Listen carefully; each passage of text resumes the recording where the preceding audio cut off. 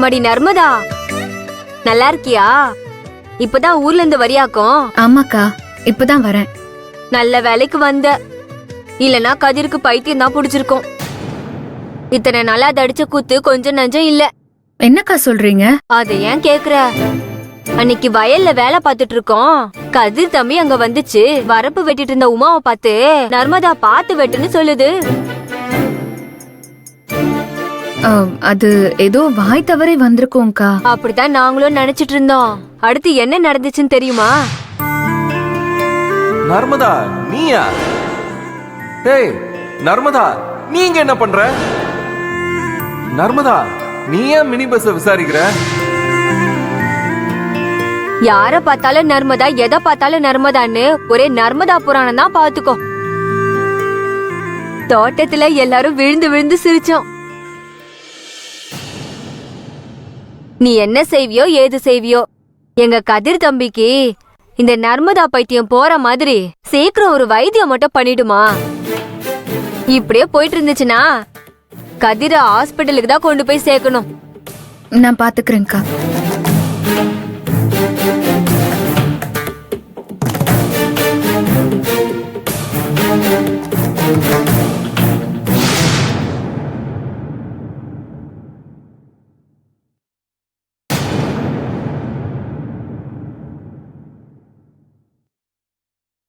சொல்லுங்க, இதுக்கெல்லாம் என்ன அர்த்தம்? பாக்குறவங்களை எல்லாம் நர்மதா நர்மதான்னு கூப்பிடுறீங்களே, இதுக்கு என்ன அர்த்தம்?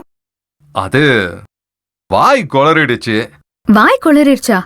ஒரு தடவை கொளரலாம், 2 தடவை கொளரலாம், இப்படி வரிசையாவா? இந்த பாரு, ஏன் அப்படி நடந்துச்சுன்னு எனக்கே தெரியாது. என் மனசுல ஒண்ணும் இல்ல, ஆனா பேசும்போது திடீர்னு அப்படி வந்துருச்சு. அது எப்படிங்க மனசுல இல்லாம இப்படி திடீர்னு வரும்? சத்தியமா நர்மதா, என் மனசுல இல்லாம தான் திடீர்னு வந்துச்சு. நீங்க போய் சொல்றீங்க. நான் போனதுல இருந்து நீங்க என்னையே நினைச்சிட்டு இருந்திருக்கீங்க, அதான் இப்படி வார்த்தையா வந்திருக்கு. ஏ, நான் இல்லன்னு சொல்லிட்டு இருக்கேன். மறுபடியும் அதுதான் சொன்னா என்ன அர்த்தம்? நான் இப்பவும் சொல்றேன் கதிர், நீங்க மனசுல நினைச்சிட்டு இருக்கிறதுனாலதான் அப்படி வந்திருக்கு. சரி, நான் அப்படியே நினைச்சா என்ன தப்புங்கிற?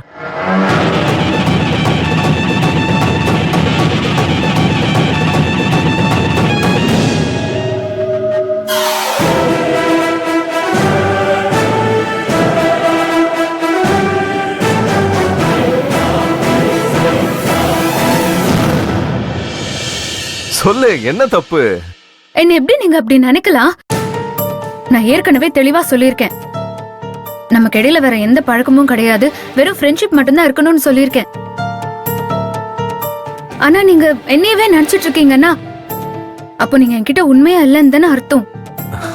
ஏய் நர்மதா, காதலிக்கிறவங்க மட்டும் தான் ஒருத்தர் நினைச்சுக்கிட்டு இருப்பாங்களா என்ன? ஏன் நல்ல நண்பர்களா இருக்கிறவங்க ஒருத்தர் நினைச்சுக்க மாட்டாங்களா? ஐயோ கதிர், நினைச்சிட்டு இருக்கிறது வேற, ரொம்ப அஃபெக்ஷனா இருக்கிறது வேற. நீங்க ரொம்ப அஃபெக்ஷனா இருக்கீங்க, அதனாலதான் பாக்குறவங்க எல்லாரையும் நர்மதா நர்மதான்னு சொல்லிட்டே இருந்திருக்கீங்க. இந்த பாரு, நீ சொல்ற அந்த வார்த்தைக்கெல்லாம் எனக்கு அர்த்தம் தெரியாது. நான் உன்னை நினைச்சுக்கிட்டு இருந்தது உண்மைதான், ஆனா அது வெறும் ஒரு நட்பு ரீதியா மட்டுமே தவிர வேற எந்த உள்நோக்கமும் இல்ல. நான் இந்த விஷயத்த கேள்விப்பட்டதுல இருந்து ரொம்ப அப்செட் ஆயிட்டேன். இந்த ஊர்ல எனக்கு ஒரு நல்ல ஃப்ரெண்டா, என் மேல அக்கறை உள்ளவரா, கள்ளங்கபடம் இல்லாதவரா நீங்க இருந்திருக்கீங்கன்னு நான் ரொம்ப நம்பிக்கையா இருந்தேன். ஆனா நீங்க என் நம்பிக்கையவே உடைச்சிட்டீங்க. ஏய், நான் அப்படியெல்லாம் ஒன்னும் பண்ணல. நான் இப்போ உனக்கு ஒரு நல்ல ஃப்ரெண்டா தான் இருக்கேன். இல்ல கதிர், நீங்க அப்படிதான் சொல்றீங்க, ஆனா அது திடீர்னு மாறிடுது. உங்க மனசுல வேற வேற என்ன வந்துருது.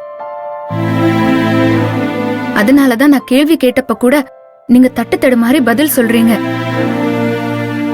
உங்க மனசுல முன்னாடி இருந்த இன்னோசென்ஸ் எல்லாம் இப்போ இல்ல. ஏய், என்ன நீ பெரிய வார்த்தைலாம் பேசிக்கிட்டு இருக்க? இன்னும் என் மனசுல அது என்ன சொன்ன? இன்னசென்ஸா? அதெல்லாம் இருக்கதான் செய்யுது. நீ தான் ஏதோ தப்பா நினைச்சுக்கிட்டு இருக்க. எதுவும் தப்பா நினைக்காம நம்ம எப்பவும் போல பழகுவோம். நான் நிஜமா வேற எதுவும் நினைக்க மாட்டேன். அப்படின்னா நீங்க எனக்கு ப்ராமிஸ் பண்ணி தர முடியுமா? என்னது? சத்தியம் பண்ணி தர முடியுமான்னு கேட்டேன். ஏய், எனக்கு சத்தியம்லாம் தேவையே இல்ல. சொன்னா வார்த்தையில நிப்பேன். நர்மதா,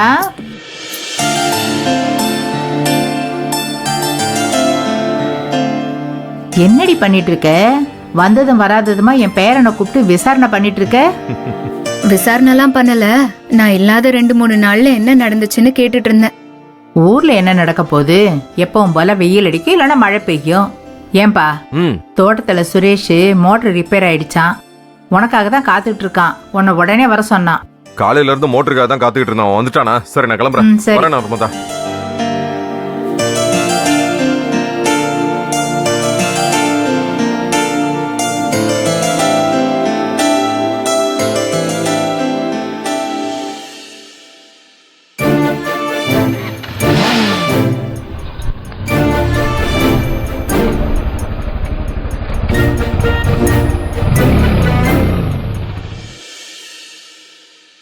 அங்க என்ன தாண்டி நடக்குது?